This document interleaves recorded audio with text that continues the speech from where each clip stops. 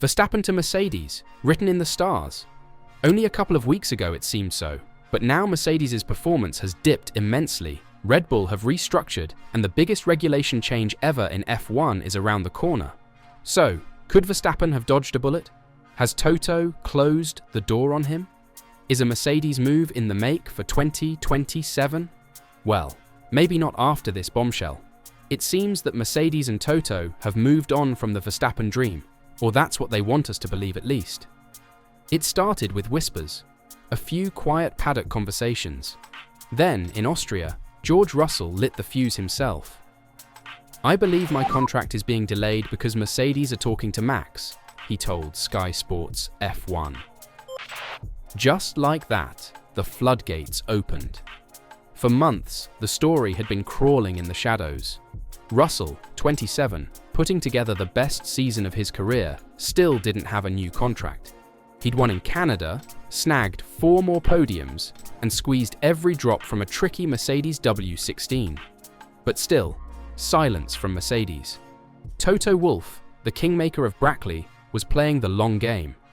Now, it seems the game is over. Mercedes is closing in on a multi-year extension for Russell, not a one-year patch. A deal that could tie him to the Silver Arrows until the end of 2027. And Toto, for once, is talking.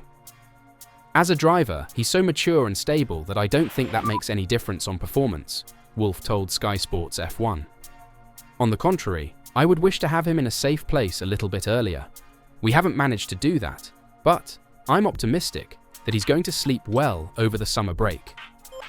But if Russell is finally going to sleep easy, fans aren't. Because this new contract keeps one strange possibility alive. George Russell, partnered with Max Verstappen. Yes, that Max. 4-time champion. Mercedes' ultimate target, and Russell's occasional nemesis. On paper, it feels impossible. Their relationship is complicated. On track, they've clashed. Off track, tension lingers. Yet, Toto refused to close the door. "If you have a Russell-Verstappen lineup that's Prost Senna, I guess, no?" he mused. That quote wasn't a throwaway. Prost and Senna at McLaren in the late 80s. Legendary. Explosive. One of the most volatile driver pairings in history. Is Toto toying with that kind of fire? Still, for now, Verstappen looks likely to stay with Red Bull through at least 2026. Christian Horner's sacking had sparked speculation Verstappen might use a performance clause to escape early. But make no mistake, Mercedes were watching that clause. Wolff even admitted it. "I said to George, listen, I have the obligation of exploring what Max is going to do in the next few years. Russell, managed by Mercedes since he was a teenager, wasn't going to be blindsided. He made that clear in Austria. He knew about the Verstappen talks, he knew about the delays, and he wasn't afraid to call it out. In doing so, he cracked open Toto Wolff's famously silent contract negotiation game. Former world champion Nico Rosberg knows all about that silence. Toto's horrible to negotiate with, Rosberg said, because his tactic is to disappear. You'll try to get hold of him, and Toto disappears. George will be trying to write Toto to get him to move on, or whatever, and Toto disappears. Now imagine that frustration. You're in the form of your life. You've brought a shaky car to a win and 4 podiums, and every time you reach out to your boss about your future, he's suddenly ghosting you.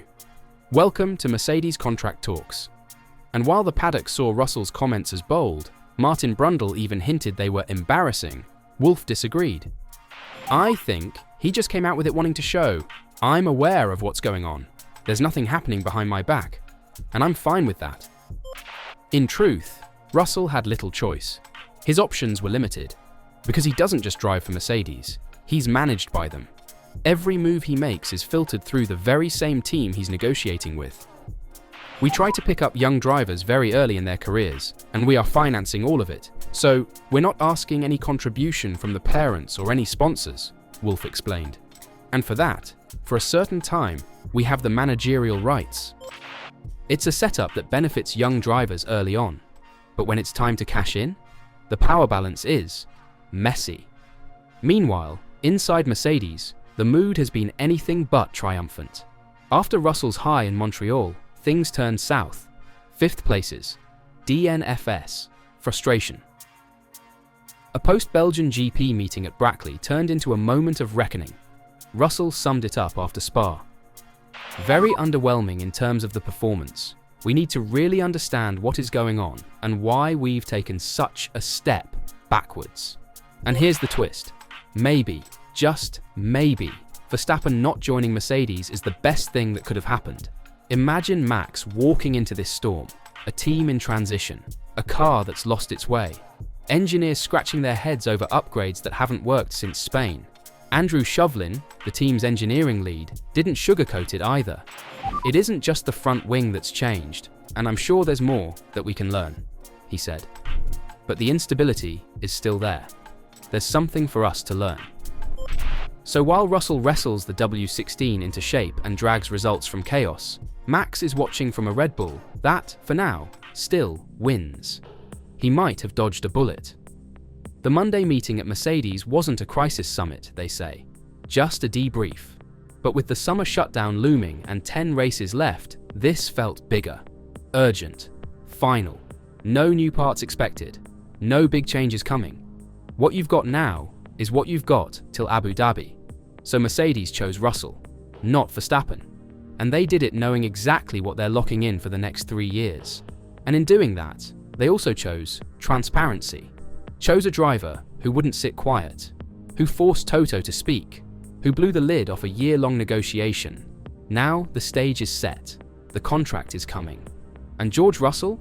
He's not just the future of Mercedes, he is Mercedes. The question now is, can they give him the car to match the loyalty? And when the lights go out in 2026, will Russell be staring across the garage at Antonelli? Or at the one rival who always seems to be just out of reach? Because if Toto really wants his Senna-Prost era, he better make sure the team is ready for war. What do you think? Did Mercedes make the right call? Or will Max's absence haunt them for years to come? And here's the bigger question nobody wants to ask. Is this Mercedes team even ready to be a title-winning force again? Russell has the hunger, the talent, and now, the long-term commitment. But the car, the infrastructure, the momentum, all of it feels fragile. For Russell, this deal is more than job security. It's a vote of confidence, a challenge, a bet that he, not Max, is the long game. That he can lead them into 2026, into new regulations, into a new era. And if the gamble pays off, this contract won't just be a turning point for Russell.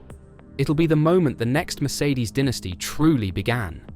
But if it fails, it might be the last quiet summer break George Russell ever enjoys. And then, without his knowledge, Verstappen might take his seat in 2027. So, what do you think? Are Verstappen and Toto both playing the long game? And will Russell's new contract include multiple clauses, set up in a way that Toto can get Verstappen in at any time? Let me know your thoughts in the comments down below. And don't forget to subscribe. We're always here as your #1 source for daily Formula One news.